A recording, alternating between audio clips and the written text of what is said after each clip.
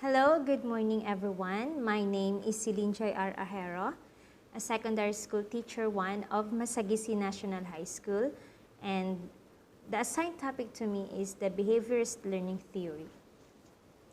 Okay.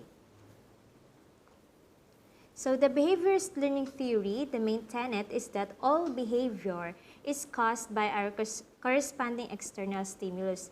It could either be in the sense of sight, hearing, smell, taste, or touch. Behavior is determined by the environment through either association or reinforcement. The proponents of the behaviorist learning theory are Ivan Pavlov, B.F. Skinner, and Edward Thorndike. So in Ivan Pavlov, in his classical conditioning occurs when a naturally occurring stimulus is associated with another environmental stimulus. In this case, the response to the naturally occurring stimulus is carried over to the associated stimulus. The best example of this is Pavlov's experiments with dogs. Okay, so here in Pavlov's experiment, in his illustration, number 1, before conditioning, the food is the unconditioned stimulus and the response is the salivation of the dog. And this is, we call the unconditioned response. In number 2 stage, before conditioning, the bell as a neutral stimulus and the response, no salivation, so no conditioned response. And in the third conditioning, bell plus food, and the response of the dog is salivation, and this is the unconditioned response. And after the conditioning, the bell as conditioned stimulus, and the response is the salivation, which is the conditioned response. So Pavlov's experiment with dogs taught them to associate the ringing of the bell with the arrival of food. Alright. So Pavlov's work would later on be very influential for other psychologists like P.F. Skinner. His contribution to the educational system can be seen in the rewards and punishment systems found in classrooms all over the world. Okay.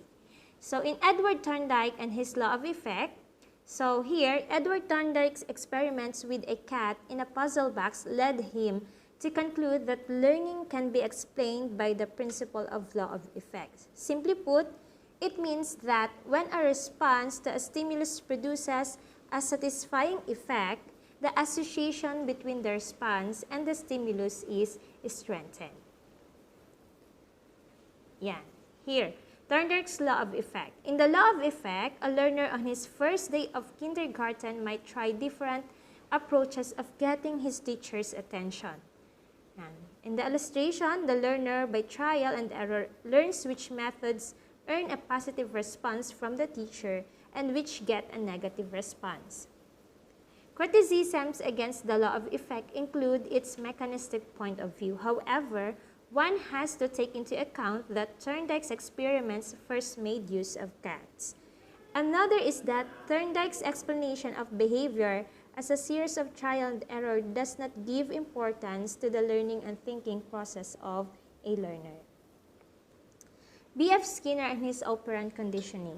B.F. Skinner greatly esteemed Pavlov's works and even produced his own version of Pavlov's experiments, this time with pigeons. Skinner's operant conditioning is also an offshoot of Edward Thorndike's earlier study and theory, the law of effect. So Thorndike had previously used the term instrumental learning for operant conditioning. Okay. So Skinner's operant conditioning, it maintains that behavior is not dependent on the preceding stimulus. Rather, it is dependent on the consequence to the response to the stimulus. In Pavlovian's case, this would mean that the dog's behavior could actually be explained better by the food presented to them. Skinner introduced the term reinforcement to refer to consequences that would either strengthen or weaken a certain behavior. So he gave 4 kinds of consequences. The first one is the positive reinforcement, then the negative reinforcement, third, the punishment, and extinction. So in positive reinforcement, here, the encouraging encouraging a behavior through positive consequences. Example is candy as a prize for a recitation. In the negative reinforcement, removing a negative stimulus as a reward for a certain behavior. For example, no homework if everybody perfects the quiz. Then in the punishment, this is the discouraging behavior through negative consequences. Example is peeling potatoes or weeding for tardiness. And in the extinction, discouraging behavior through removal of positive stimulus.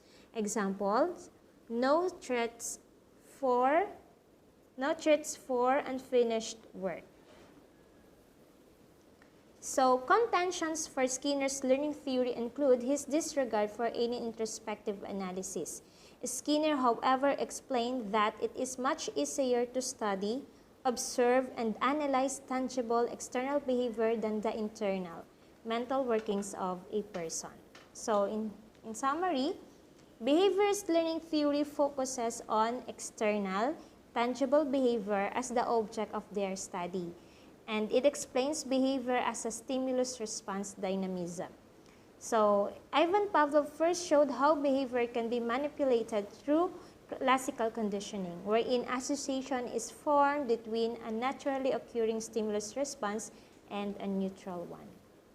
So, in turn, Edward Thorndike introduced the law of effect principle to explain how a certain behavior is strengthened or weakened.